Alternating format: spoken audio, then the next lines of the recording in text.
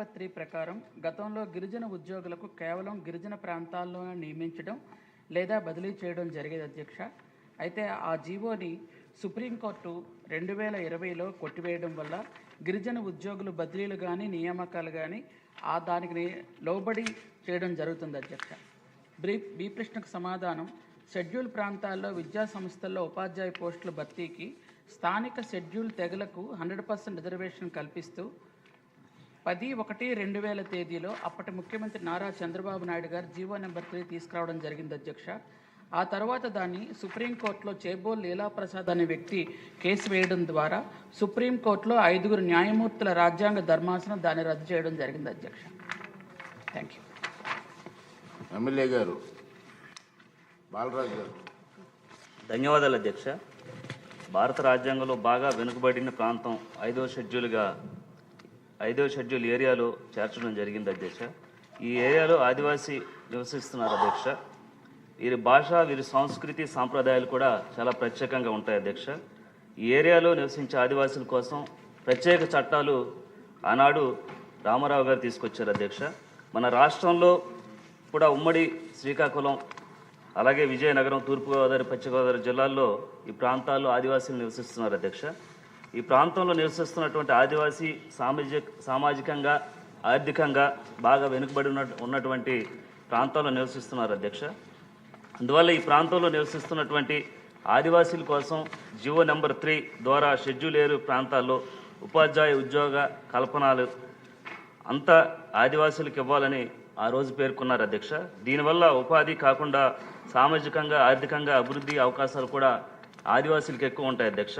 కానీ గత ప్రభుత్వాల వైఫల్యాల వల్ల ఈ జీవో నెంబర్ 3ని రద్దు చేయడం జరిగింది అధ్యక్ష.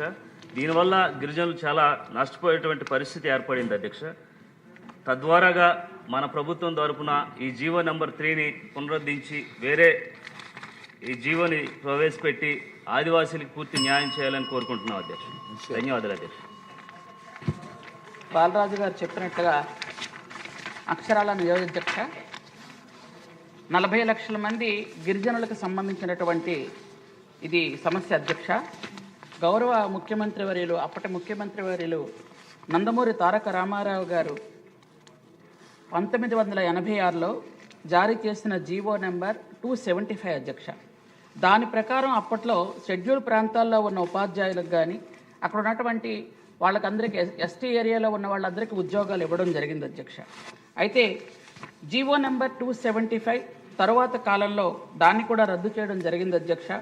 ఆ తర్వాత 2000 వరకు ఇంకా ఏ జీవో లేకుండా మరలా ప్రభుత్వాలు కృషి చేసి గౌరవ ముఖ్యమంత్రి వారు నారా చంద్రబాబు నాయుడు గారు 2000 సంవత్సరంలో గిరిజనులకు ఎంతో ఉపయోగకరమైనటువంటి గిరిజనుల జీవనానికి, ఉద్యోగ ఉపాధికి అవసరమైనటువంటి జీవో నెంబర్ 3ని తీసుకురావడం జరిగింది అధ్యక్ష.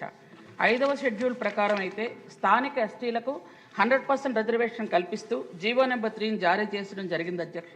దాని ప్రకారం అక్కడ ఉన్నటువంటి గిరిజనుల బదిలీలు కానీ, ఉద్యోగులు కానీ అన్నీ జరగడం కొనసాగింది అధ్యక్ష. అయితే 2020 సంవత్సరంలో గత ప్రభుత్వంలో జగన్మోహన్ రెడ్డి ముఖ్యమంత్రిగా ఉండేటప్పుడు ఈ జీవో నెంబర్ని సుప్రీంకోర్టులో మళ్ళీ క్యాన్సిల్ చేయడం జరిగింది అధ్యక్ష. క్యాన్సిల్ చేసేటప్పుడు కూడా కనీసం ఒక లాయర్ని పెట్టడం కానీ, వాదించడం కానీ ఏమీ చేయకపోవడం వల్ల 40 లక్షల మంది గిరిజనులకు కూడా అన్యాయం జరిగింది అనే విషయం తమ ద్వారా గౌరవ సభ్యులందరికీ, అలాగే ఉన్నటువంటి 40 లక్షల మంది గిరిజనులకి 5 కోట్ల మంది ప్రజలందరూ కూడా నేను ఈ విషయం తెలియజేస్తున్నాను అధ్యక్ష.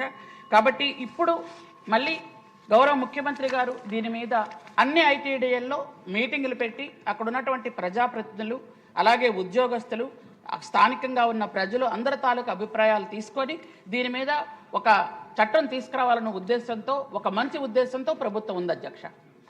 థ్యాంక్ యూ అధ్యక్ష. Question number 1275